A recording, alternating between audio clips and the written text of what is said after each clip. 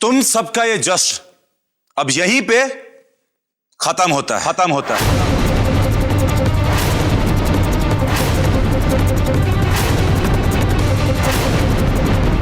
अब चुपचाप अपना बोरिया बिस्तर बांधो और निकलते बोलो इस घर से।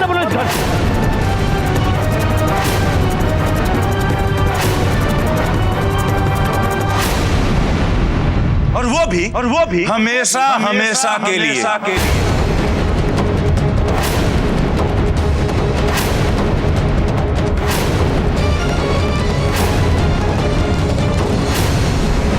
तुम सबका चेहरा ना इस घर में मुझे शाम तक नहीं दिखाई देना चाहिए।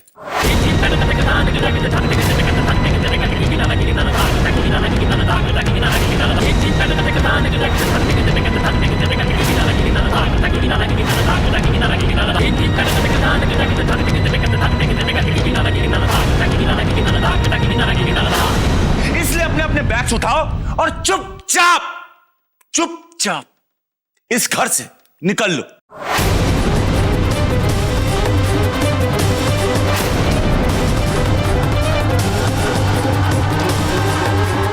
और हाँ, कान खोल के सुन लो, केवल बैग ही लेके जाना, क्योंकि बाकी की हर चीज इस घर की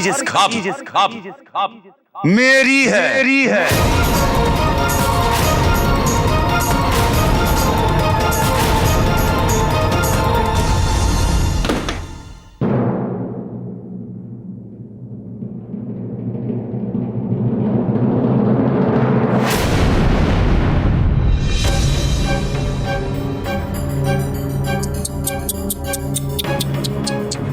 क्या हुआ माता जी? लगता है ना कि आपका तो दिल ही टूट गया।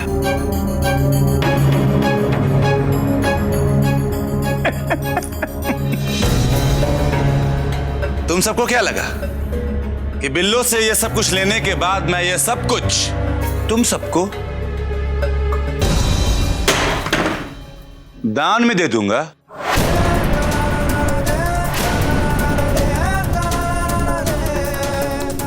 या फिर कहीं आप लोग ये सोच रहे हैं कि अगर मुझे तुम सबको इस घर से निकालना ही था, फिर नीचे बिल्लो के सामने तुम्हारा साथ क्यों दिया? फिर ये जस्ट ये किस लिए?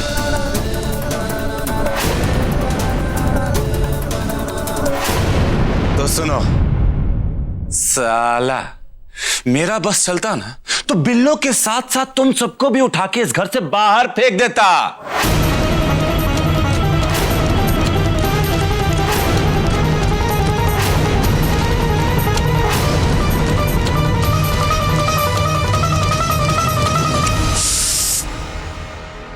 लेकिन अफसोस, अगर मैं ऐसा करता तो वो शख्स नाराज हो जा।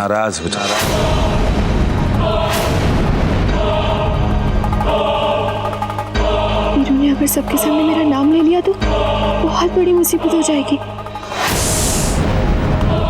जो कि मैं उसे करना नहीं चाहता। मुझे वीरू को रोकना होगा, लेकिन कैसे? अरे तुम्हें तो शख्स का शुक्रगुजार होना चाहिए कि उसकी वजह से तुम सब ये जश्न मना पाए, ये थोड़ी बहुत खुशियां अपनी जिंदगी में बटोर पाए।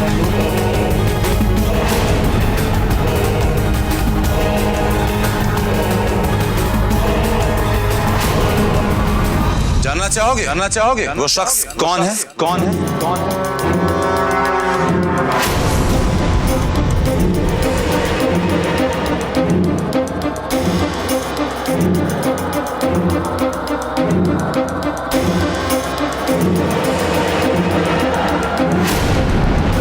इसका नाम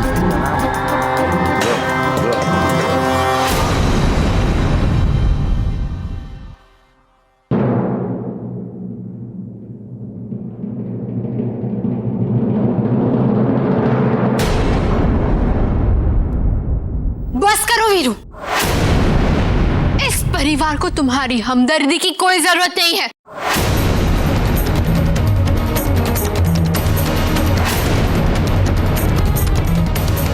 समझते क्या हो तुम अपने आप को?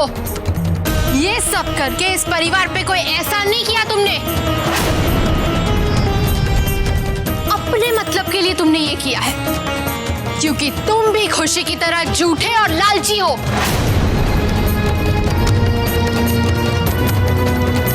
बस यही मौका है मनोरंजन, इससे पहले वीरू रोली का नाम ले तो सबको लेकर यहाँ से निकल ले। चुप कर।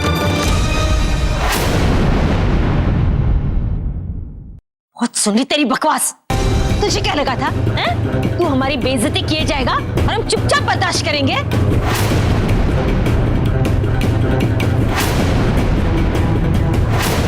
समझने वाली बात है, इस घर का हर एक बेटा कमाता है, समझे ना?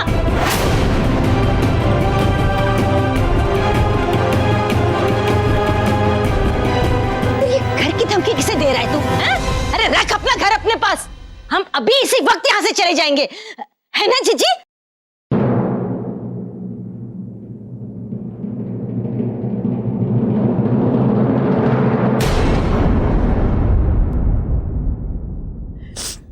ठीक कह रही हो तुम।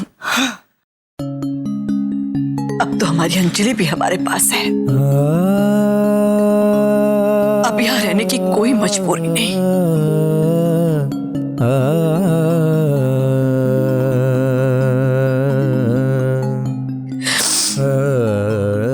जहाँ मेरा पूरा परिवार मेरे साथ हो,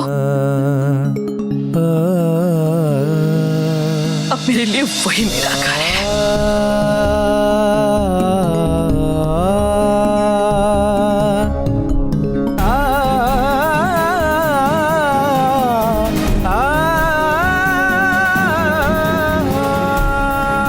चलो बच्चों, चलो चलो चलो चलो।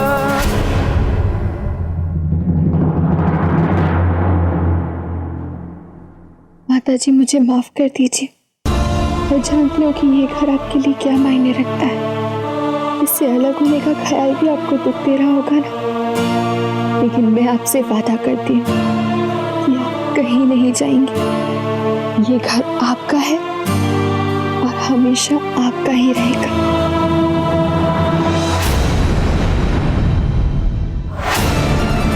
तुमने मुझे सच बताने से क्यों रोका रोली? मुझे क्यों नहीं बताने दिया कि ये सब कुछ मैंने तुम्हारे लिए किया है? तुम्हारे लिए वीरू? हाँ,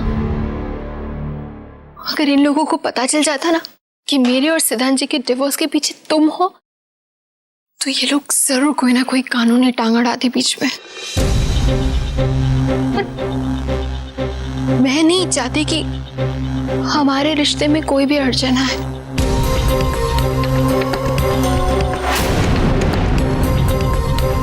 रोली प्लीज मुझे माफ कर दो, मैंने गुस्से में तुमसे बहुत गलत कह दिया। सीधे सीधे ये क्यों नहीं कह देते कि तुम्हें अब तक मुझ पर पूरा भरोसा नहीं? जहां भरोसा नहीं, विश्वास नहीं, वहां कैसा रिश्ता, कैसा प्यार?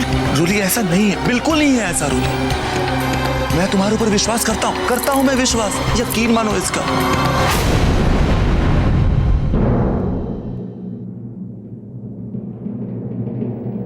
मैं तुमसे वादा करता हूं कि आज के बाद जो तुम चाहोगी वही होगा इस घर में।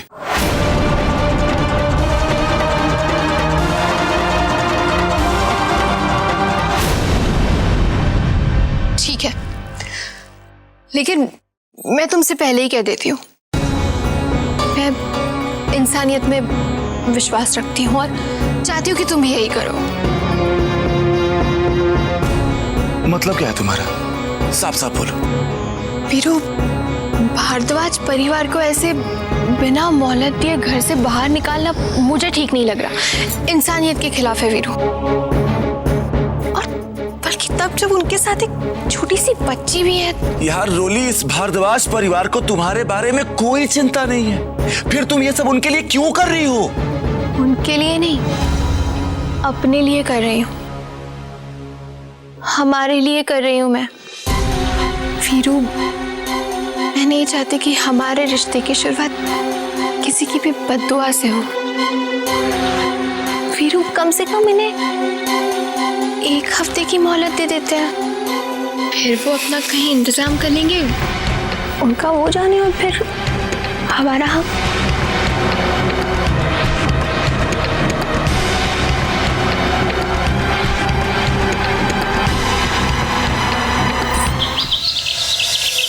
आखिर दिखा दी ना वीरू ने अपनी औकात।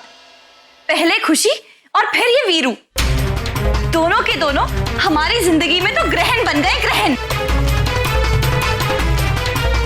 सो तो है, पर वीरू ने घर खाली करने का जो फरमान जारी किया है उसका क्या? हमारे पास तो कोई ठिकाना भी नहीं है, जाएंगे कहाँ? उमा, परी, तुम्हें इस बारे में चिंता करने की कोई जरूरत नहीं है। सब माता रानी पर छोड़ दो।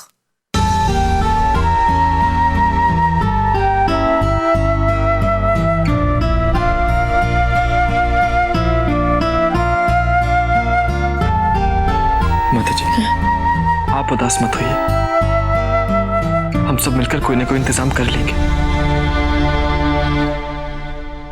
मैं जानती हूँ प्रेम बेटा, मुझे अपने परिवार की एकता पर और योग्यता पर पूरा विश्वास है।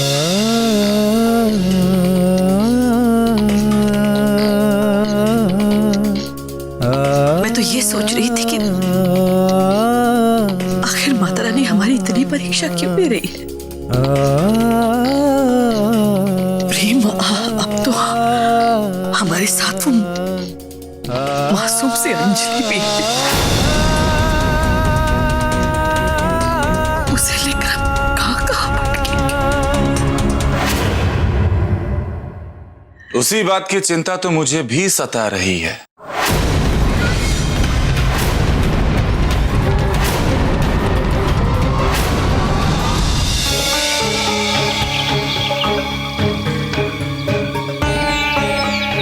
साला मेरे पास यहाँ आने के सिवा और कोई चारा ही नहीं है।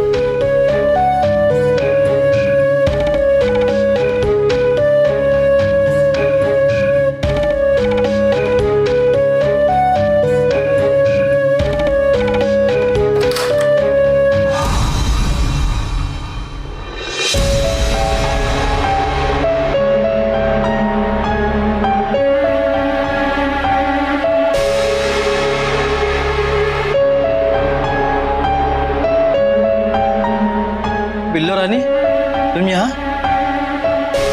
आज कैसे हमारी याद आई?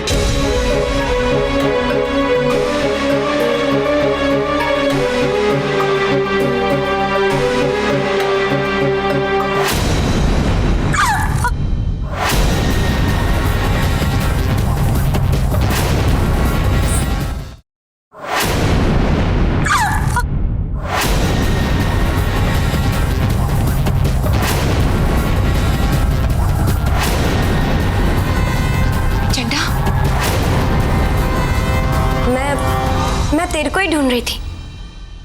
तू कैसा है?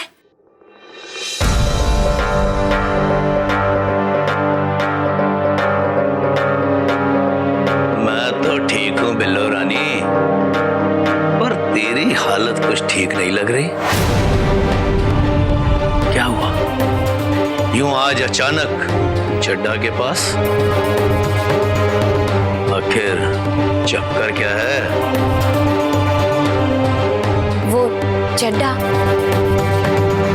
मेरे को ना कुछ दिनों के लिए रहने की जगह चाहिए थी।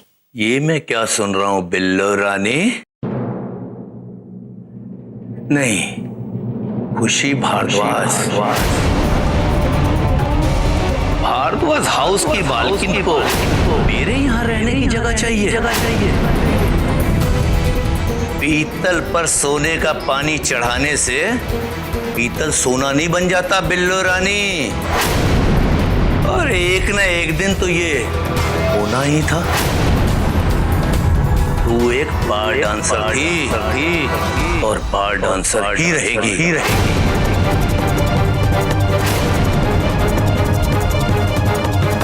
तुझे रहने के लिए जगह चाहिए ना, तो अपना ये अमीरी का मुखौटा उतार दे और आजा अपने पुराने रंग ढंग में। शायद आप सबको पता नहीं कि वीरू के दिल में कितनी दया है। तुम सबको सजा देने के लिए मैं उस बच्चे के साथ बुरा नहीं कर सकता।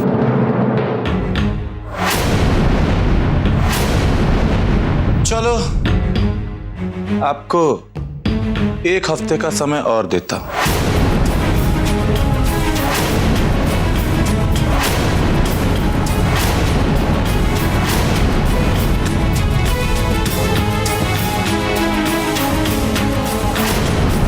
तब तक आप सभी अपने रहने का बंदोबस्त कर लेना।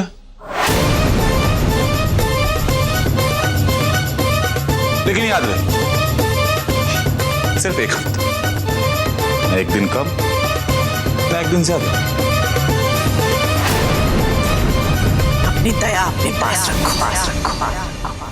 हमें तुम्हारे मोहलत की कोई जरूरत नहीं।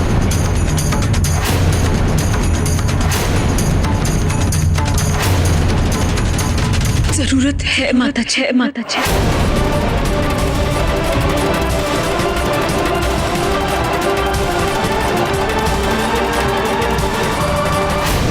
ये तुम क्या कह रही हो सिमर? माफी चाहती हूँ माता जी, लेकिन हमें इस समय की जरूरत है अंजलि की खातिर।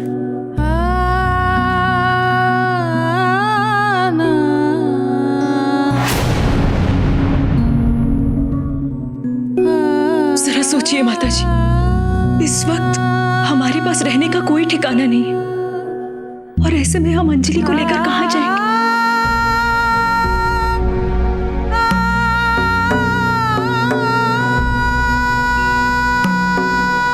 अगर वीरू की बात मान ली जाए तो इस 1 हफ्ते में हम रहने का कोई ना कोई इंतजाम तो जरूर कर लेंगे।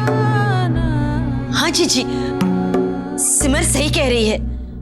समझने वाली बात है, बाहर कितनी ठंड है। अब इतनी सी बच्ची को लेकर हम कहाँ जाएंगे?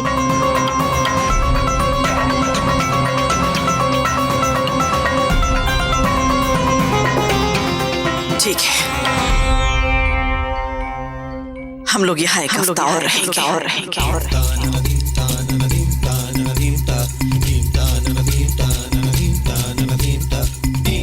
लेकिन सिर्फ अंजलि की खातिर। धन्यवाद माता जी।